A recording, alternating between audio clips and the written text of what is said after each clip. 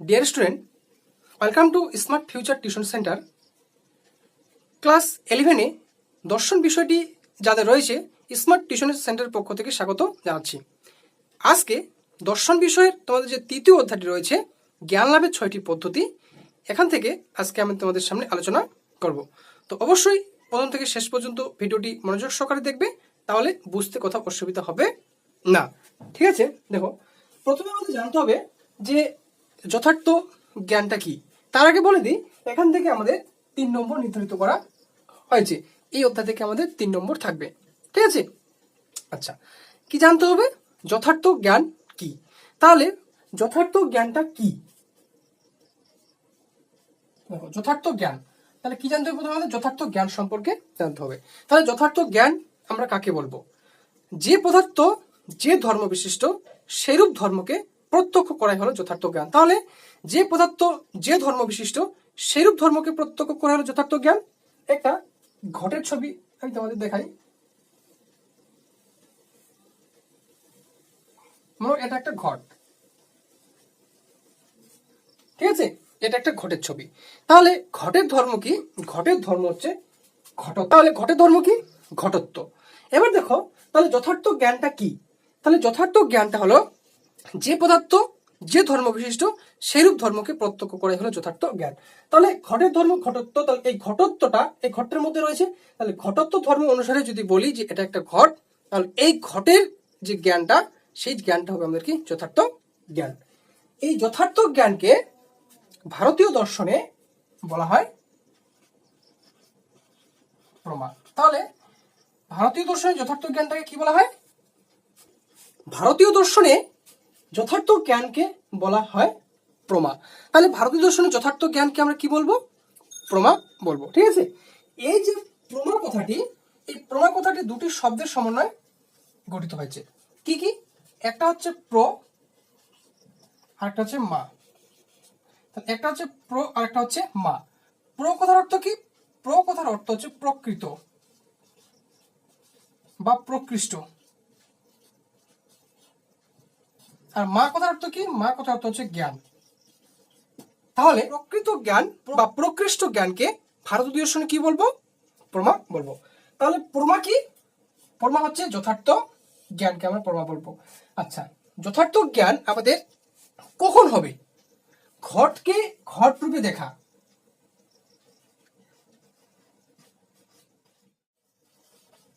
তাহলে দেখো ঘটকে ঘট রূপে দেখা হলো যথার্থ জ্ঞান। তাহলে এই যে এটা একটা ঘট, তাহলে এই ঘটটাকে আমরা ঘট রূপে দেখছি, তাহলে এই যে জ্ঞানটা, এই জ্ঞানটা হবে যথার্থ জ্ঞান। আচ্ছা, যদি বলতে পারি আমরা দড়িকে যথার্থ জ্ঞান, তাহলে দড়িকে দড়ি রূপে দেখা হলো কি আমাদের যথার্থ জ্ঞান। তাহলে দড়িটাকে যদি আমরা দড়ি রূপেই দেখি, তাহলে সেটা হবে আমাদের যথার্থ জ্ঞান। যদি দড়িকে আমরা পাখি রূপে দেখি, দড়িকে আমরা গাছ রূপে দেখি, ঠিক আছে, তাহলে সেই যে দড়িকে আমরা সাপ রূপে দেখি, তাহলে এই যে জ্ঞানটা, এই জ্ঞানটা হবে আমাদের অযথার্থ জ্ঞান। ঠিক আছে, তাহলে ঘটকে যখন আমরা ঘট রূপে দেখব, সেই জ্ঞানটা হচ্ছে আমাদের যথার্থ জ্ঞান। দড়িটাকে যখন আমরা দড়ি রূপে দেখব, তখন সেই জ্ঞানটা হবে আমাদের যথার্থ জ্ঞান।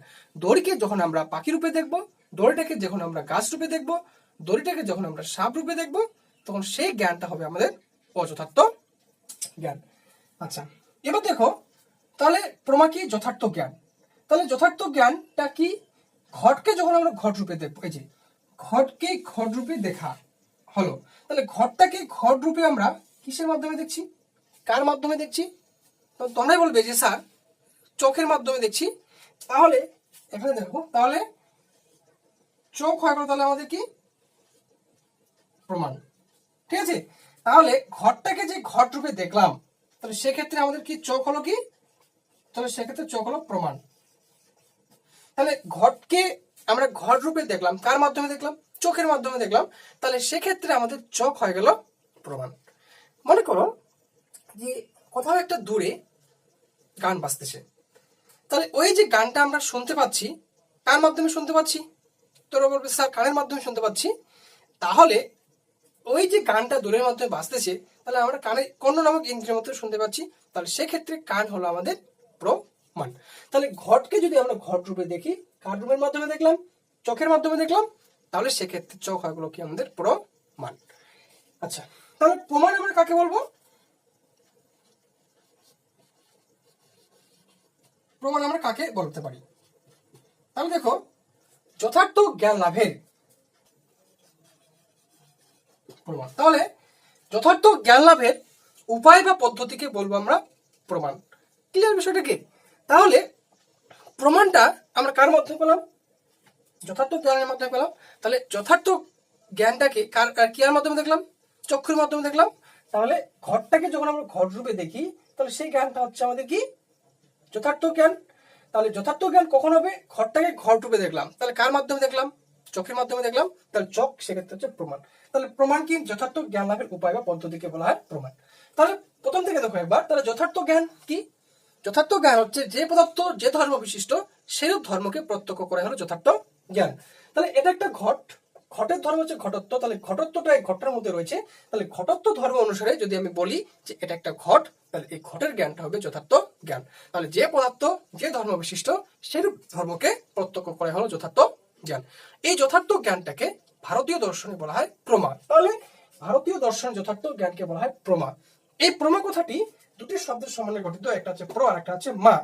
প্র কথার অর্থ হচ্ছে প্রকৃত প্রকৃষ্ট, এবং মা কথার অর্থ হচ্ছে জ্ঞান। ঠিক আছে? তাহলে যথার্থ জ্ঞান কি? প্রমা কি? তাহলে প্রমা হচ্ছে যথার্থ জ্ঞান। তাহলে যথার্থ জ্ঞান কখন ঘটবে? ঘটকে ঘট রূপে দেখালো যথার্থ জ্ঞান। ঠিক আছে? দড়িকে দড়ি রূপে দেখালো যথার্থ জ্ঞান। তাহলে ঘটটা আমরা কার মাধ্যমে দেখছি? চোখের মাধ্যমে দেখছি। তাহলে চোখ হয় আমাদের প্রমাণ। তাহলে প্রমাণ কাকে বলবো? যথার্থ জ্ঞান লাভের উপায় বা পদ্ধতিকে বলা হবে প্রমাণ। আচ্ছা, ভারতীয় দর্শনে আমাদের টোটাল সম্প্রদায় রয়েছে 9টি। এই 9টি সম্প্রদায় আবার 6টা প্রমাণকে স্বীকার করেছেন। কি কি 6টা প্রমাণকে স্বীকার করেছেন আমরা এবার দেখো। ভারতীয় দর্শনে যে আমাদের 6টা প্রমাণের কথা বলা হয়েছে, এই 6টা প্রমাণ কি কি? এবার এই 6টি প্রমাণ নিয়ে তোমাদের সামনে আমি আলোচনা করব। 1 নম্বর যে প্রমাণটা রয়েছে সেটা হচ্ছে প্রত্যক্ষ। প্রত্যক্ষ, তাহলে প্রত্যক্ষ প্রমাণের মাধ্যমে যে যথার্থ জ্ঞানটাকে আমরা পাবো, সেই যথার্থ জ্ঞানটাকেও বলা হবে কি? প্রত্যক্ষ। ঠিক আছে? তাহলে প্রত্যক্ষ একদিকে যেমন প্রমাণ, ঠিক একইভাবে কিন্তু প্রত্যক্ষ আরেকদিকে একটা প্রমা। এটা মনে রাখতে হবে কিন্তু আমাদের, যে প্রত্যক্ষ একদিকে যেমন প্রমাণ, ঠিক একইভাবে কিন্তু প্রত্যক্ষ আরেকদিকে হচ্ছে একটা প্রমা। এরপরে আমাদের রয়েছে অনুমান। অনুমান, তাহলে অনুমান কি? অনুমান হচ্ছে একটা প্রমাণ।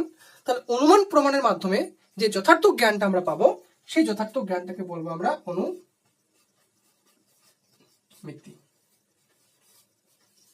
তাহলে অনুমিতি একদিকে যেমন প্রমা বা যথার্থ জ্ঞান, ঠিক একইভাবে কিন্তু অনুমান একদিকে হলো একটা প্রমাণ বা যথার্থ জ্ঞান লাভের উপায়।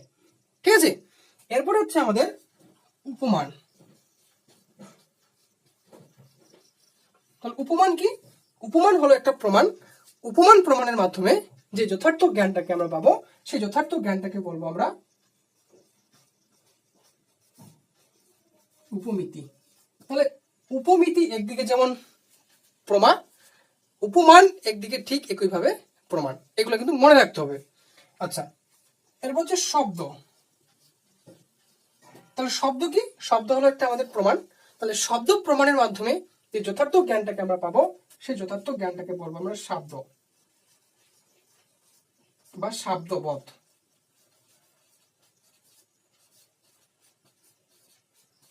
শব্দ বা শব্দবোধ। ঠিক আছে? এরপর হচ্ছে অর্থাপত্তি।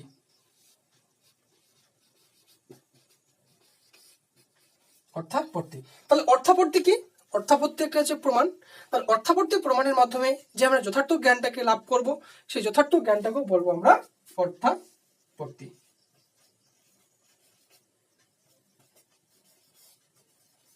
ঠিক আছে? এরপরে হচ্ছে আমাদের অনুপলব্ধি।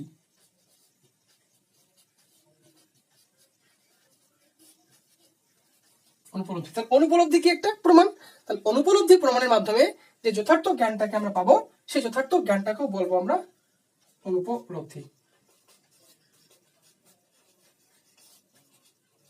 অনুপলব্ধি, তাহলে এই হচ্ছে আমাদের টোটাল 6টি প্রমাণ। কি কি? প্রত্যক্ষ, অনুমান, উপমান, শব্দ, অর্থাপত্তি, অনুপলব্ধি।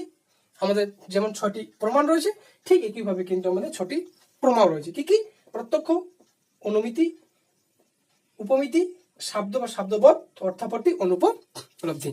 ঠিক আছে, এই যে 6টা প্রমাণ, এই 6টা প্রমাণ নিয়ে আমরা বিস্তারিতভাবে আলোচনা করব। ঠিক আছে, অবশ্যই ভিডিওটি ভালো লাগলে তোমাদের বন্ধু বান্ধবদের কাছে অবশ্যই শেয়ার করবে, তারাও যেন আমার এই ভিডিও থেকে উপকৃত হতে পারে। Thank you.